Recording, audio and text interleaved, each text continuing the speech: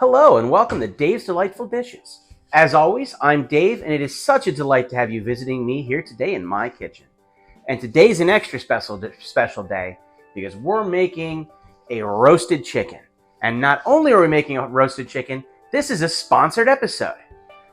Let's check it out.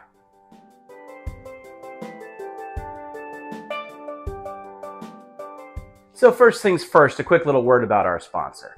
Today's episode is sponsored by Ware's Farm Supply in Tabernacle, New Jersey. And they have supplied me with this lovely broiler fryer, about 4 pounds, from their pasture-raised flocks. And you can get them there. I will link their information in the description below.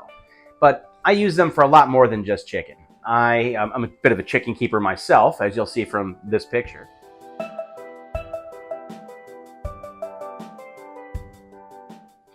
And I get all my poultry and poultry supplies. I got my coop. I get stuff for the garden, stuff for my songbirds. If you're in the Pine Barrens area, it's a good place to go and you should check it out. And you should definitely try these chickens because there's a huge difference between a typical chicken you can buy at the store and one that was raised, basically free-ranging in pasture. Where they're having a much wider variety of food sources. Chickens are pretty much omnivores. They will definitely eat whatever they can find. And when you have a range of foods and a happy hen, it sure seems to translate into the quality of the meat. So let's get into it. What we're going to do today is a honey mustard chicken. So we need to start with a marinade. So you do this a little earlier in the day. I've got myself a nice little bowl. And I put a Ziploc bag in here because it is actually easier to use the Ziploc bag than it is to, find a large container. And it gives me a little bit more tactile control as well. So I'm going to use these ingredients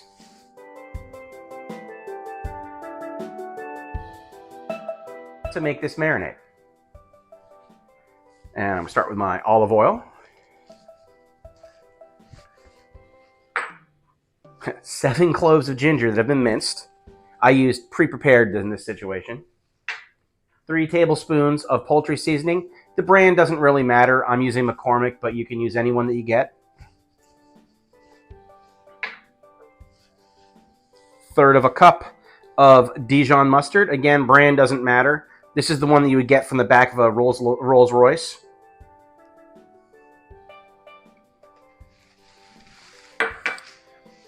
A 1/4 cup of lemon juice.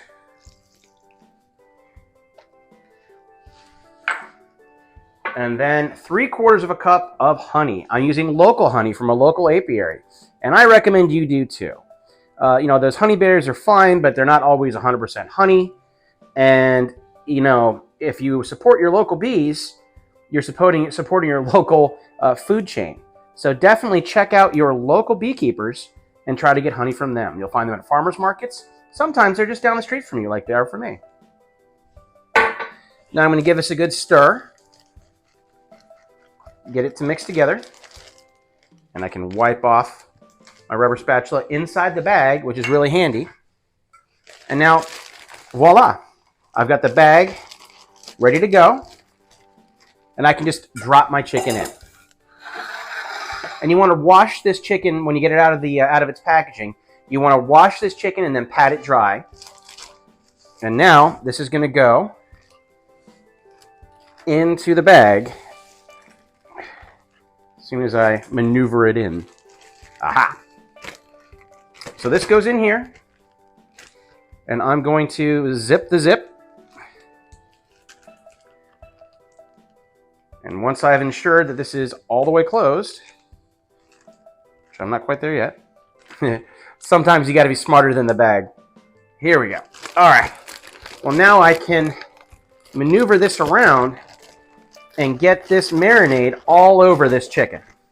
And then this is going to go in the refrigerator for about 3 hours, sometimes possibly more. So if you're going to be heading out during the day and this is going to be your dinner, you can do this first thing in the morning and just let it sit in the fridge all day long. And then it'll be ready for you when you're home to cook it. So, I'll let this marinate, and I'll see you when we get back. All right, well, it's been several hours. It's now time to make dinner, and I have preheated an oven to 450 degrees. And I've taken my chicken out of the marinade. You just pull it out and make sure that it drips off. A little extra on top is fine. That's part of it. But now that flavor will have suffused all the way through this bird. And this is already a superior bird anyway because of the diet that it had and its ability to have lots of free range of motion. So these muscles are well toned. This is going to be wonderful. Now what we got to do here is I want to stiffen it up a little bit, add some more, some more aromatics into the body cavity, which I got out of my garden, as you'll see from this video here. Okay, when I talk about getting fresh herbs, this is where I get them from. I've got a rotating herb garden here on my back porch. And don't worry, I am dying to tell you about this thing. And I will in an upcoming product review. Keep an eye out for that. It'll be coming up in the next couple of weeks. But in the meantime, for tonight, I need to get some rosemary. A couple of sprigs of that. Nice big one there. I need to get some thyme. A couple of nice sprigs of that there. And then I got to roll this around because I need some sage. And that's on the other side here. Now I've got variegated sage. And then I've also got this just regular sage. I'm going to get some nice big sage leaves. Oh yeah, get some nice big sage leaves right here. We're going to use these to stuff this bird. And my celery is not quite ready, but that's okay. I've got celery inside. But almost everything else is coming from either this herb garden or my big garden, which I'll also show you. And half of the stuff that I've got in there, I got the components for at Ware's. Anyhow, let's go and get back to cooking. But I'm going to take some rosemary. I got to leave a little bit for my other part. A couple of sprigs of thyme and several leaves of sage. I'm going to rip that in half. I'm just going to get that into the cavity. Anything else you want to put in there, like whether it be lemons, onion, celery tops, whatever it is that you think would help add some extra aroma, and that'll bring some flavor, no problem. Go ahead and use it. Now, you could put this bird right into the roasting pan just like this. But I like bringing the legs together just so that it makes a nice tighter package. Now, I've got elastic ones that I buy, but you can certainly use butcher's twine as well. I'm just going to get that started around one of the legs, bring the other leg over, and twist and bring it over. A couple of twists just to hold these things in place. The bigger the bird, the more important that is. And now I've got a roasting pan. Now, if this was a full-size turkey, I'd use my big roasting pan. But this is a 4-pound chicken. So I think that we are going to have no problem just putting this in as it is. So I pick the bird up. Oh, wait, I got to do one thing first. I'm going to take 3 stalks of celery. And I like putting them down underneath the bird. Because I could put like a grate down. But this is food, and it will actually give some flavor. So that's underneath the bird, keeping it off of just being on the bottom of the pan. Put that over there. Now I have a wet hand. I've got a probe for the probe thermometer. Now I want to put this into the thigh. Let's find a nice spot here. Into the actual meat. There we go. Thickest part of the thigh. So now this is going to go into this 450 degree oven for 15 minutes. And while that's happening, we'll work on the vegetables.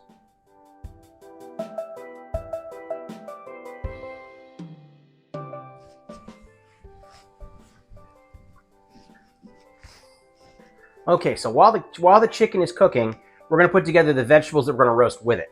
So I've got a big bowl, and I'm going to put in some new red potatoes, whichever small potatoes you have. Almost all this stuff's out of my garden. I do have potatoes ready to harvest, but I didn't pull them today, so these ones are out of my pantry. But I do have some nice little red beets that I pulled out of the garden today. I've washed and trimmed. If they were bigger, I'd have to cut them. And then my carrots came out kind of funny, so they're a perfect size because you want to cut them into inch to inch and a half pieces. So if you got full-size carrots, just chop them down. But I have these neat little ones, and it's about 3/4 pound of those. And then a couple of cloves of garlic. and those 3 of these sprigs of rosemary. Oh yeah, and this is called creeping rosemary. And then I have salt and pepper, some more of the poultry seasoning, and 2 tablespoons of olive oil.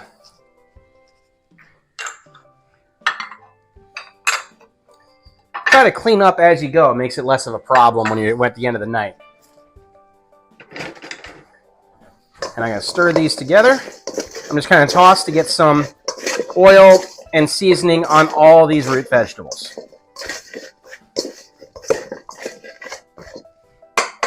And now these can sit aside, and we're just waiting for the chicken to do its 15 minutes, so then we can add these.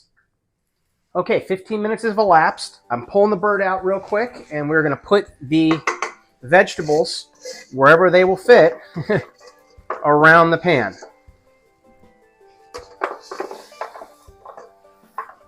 And I've dropped the heat on the oven to 350 degrees now.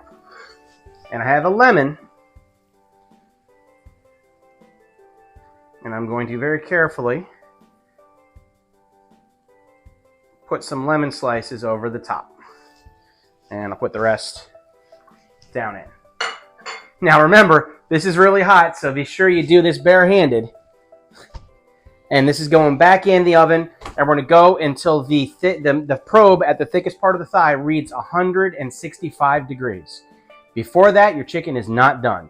Now you got to keep an eye on it though, because you can see the tips of the wings are starting to burn a little bit. That's no big deal, but if you see the top of the chicken starting to get black, then you're going to want to put some foil on top just to prevent it from burning while it's continuing to cook. So keep an eye on it. So check on it every once in a while. You can baste with, you could make some more of that marinade and you could baste with it, or you can just baste with a little bit of chicken broth. And if it gets too dry, just keep an eye. Check on it every once in a while, and as soon as that alarm goes off, it is ready for you to pull it out. I'll see you at the bell.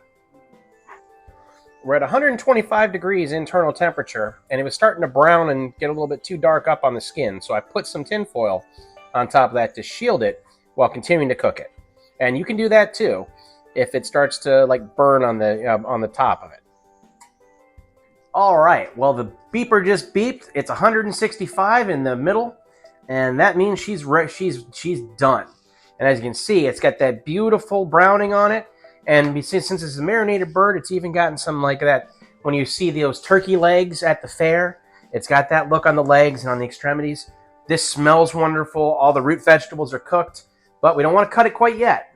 We're going to tent this with a little bit more tin foil just over the top, and we're going to let it sit for about 5 minutes and just let the juices settle. If we cut right now, all the juices will just pour right out of it, and you'll end up with dry chicken. So be patient. All right, now that it's rested, for plating, I'm going to serve this the way that I would at a Thanksgiving dinner. I'm going to have it on a platter with the vegetables all around it, and then I'll cut it at the table side. So I'm getting underneath. If you've got a set of those meat claws, those work too. We just got to get this up and on the platter. And then I better get my bare hand out here.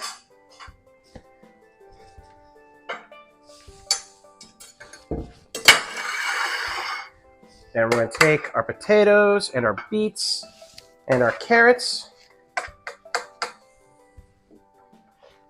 and we're going to lay them all around this chicken. So that way people can grab what they like around the table. And make sure you're wearing a mitt, because even after a couple minutes, this is still a pretty hot pan.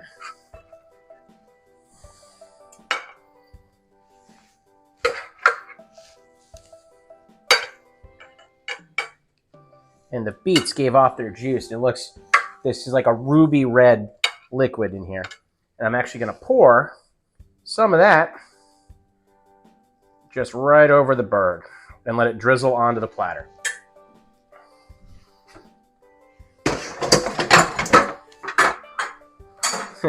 Now I got to clean my countertop, but that's no big deal.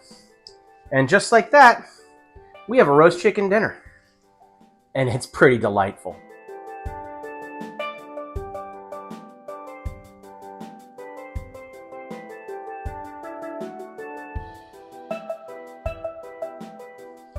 And this is a pasture-raised bird. It's better than any one that you're going to get from the store. It's had a better diet. It had a better life. It had more range. You know, it was out and about in the world, and it comes down and you're going to be able to taste it in the meat. So give this meal a try. And hey, if you're in South Jersey, you know, somewhere near the Medford Tabernacle area, why don't you give Ware's a try? You can pick up a chicken from them right there.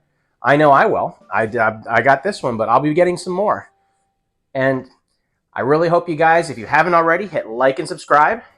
I'd love you to check out Ware's. I will link their information in the description as well. The recipe will be in the description. And send me other challenges. Send me other things to do. And until then, I'll see you at the next recipe.